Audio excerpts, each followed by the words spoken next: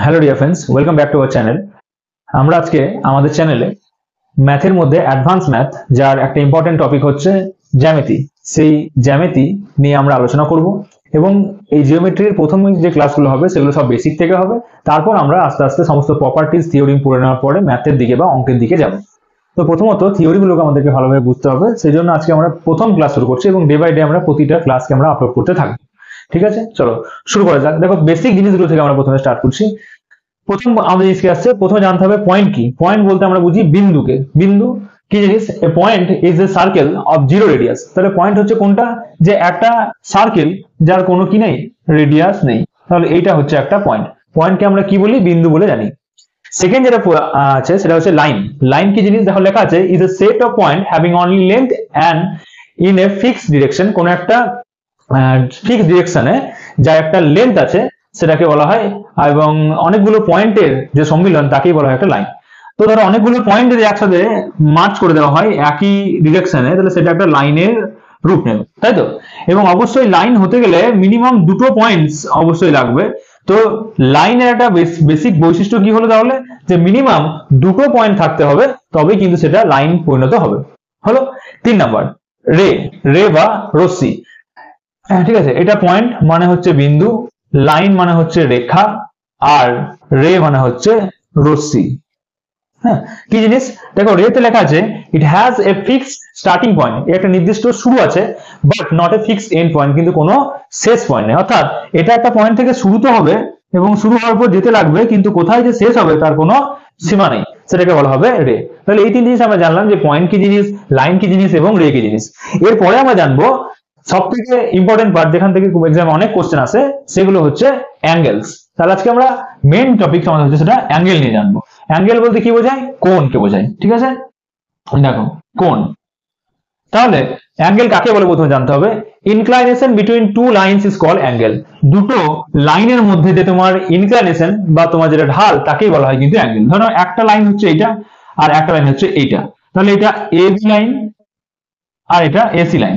এই দুটো লাইনের মধ্যে যে ইনক্লাইনেশন, এই যেটা তোমার ঢাল হয়ে আছে, সেটাকে আমরা বলবো কি? কোণ বা অ্যাঙ্গেল। ঠিক আছে, আশা করি এইটুকু পর্যন্ত তোমাদের ক্লিয়ার হয়েছে। এবার এক্সামে আসার জন্য ইম্পর্টেন্ট পার্ট হচ্ছে আমাদের টাইপস অফ অ্যাঙ্গেল। আমরা জানবো আজকে বেসিক্যালি যে কত রকমের অ্যাঙ্গেল হয়। দেখো অ্যাঙ্গেলের টাইপস, ফার্স্ট হচ্ছে অ্যাকিউট অ্যাঙ্গেল, যাকে বাংলায় বলা হয় সূক্ষ্ম কোণ। এগুলো কোন অ্যাঙ্গেল গুলো? যাদের ভ্যালু তোমার 0 ডিগ্রি থেকে বেশি কিন্তু 90 ডিগ্রি থেকে কম, তাদেরকে বলা হয় অ্যাকিউট অ্যাঙ্গেল বা সূক্ষ্ম কোণ। তাহলে যাদের ভ্যালু 0 ডিগ্রি থেকে বেশি 90 ডিগ্রি থেকে কম, তাদেরকে বলা হয় অ্যাকিউট অ্যাঙ্গেল। তাহলে এই অ্যাঙ্গেল গুলো কোন অ্যাঙ্গেল গুলো হবে? ধরো একটা লাইন এইটা আর এইটা হবে তোমার কি?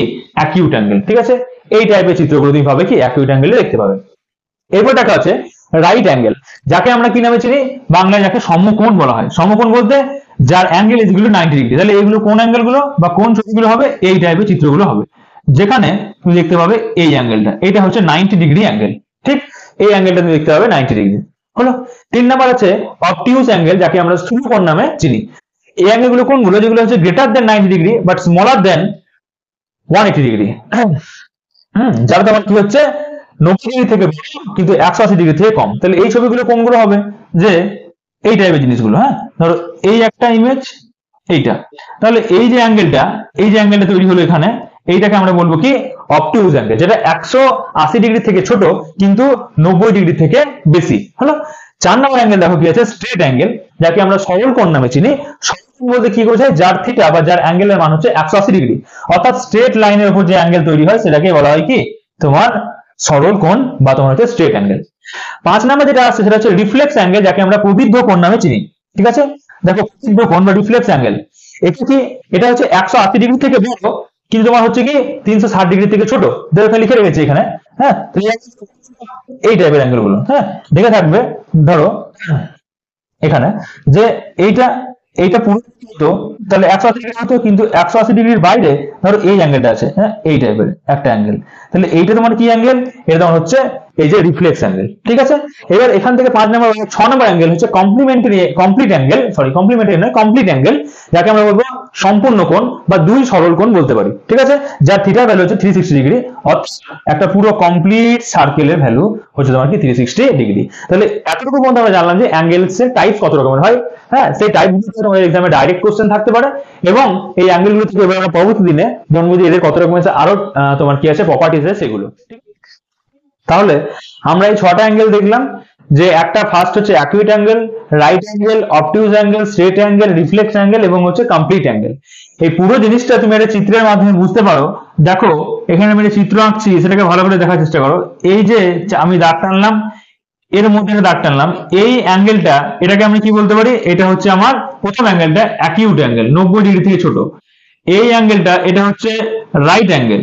এখান থেকে যদি আমি একটা দাগ টানি এখানে, তাহলে এই যে অ্যাঙ্গেলটা তৈরি হবে সেটা হবে কি অ্যাঙ্গেল, এটা হবে অবটিউজ অ্যাঙ্গেল। ঠিক আছে, এই দেখো এবার এখান থেকে যদি আমি একটা কমপ্লিট দাগ টানি এই দাগ অবধি, তাহলে এই যে অ্যাঙ্গেলটা পাবো এটা তোমার কি হবে, তোমার স্ট্রেট অ্যাঙ্গেল। ঠিক আছে, এরপর যদি আমি এই দাগটাকে কভার করি, এই দাগটাকে নিয়ে যদি কভার করি, তাহলে যে আমি অ্যাঙ্গেলটা পাবো সেটাকে আমি কি বলবো, রিফ্লেক্স অ্যাঙ্গেল।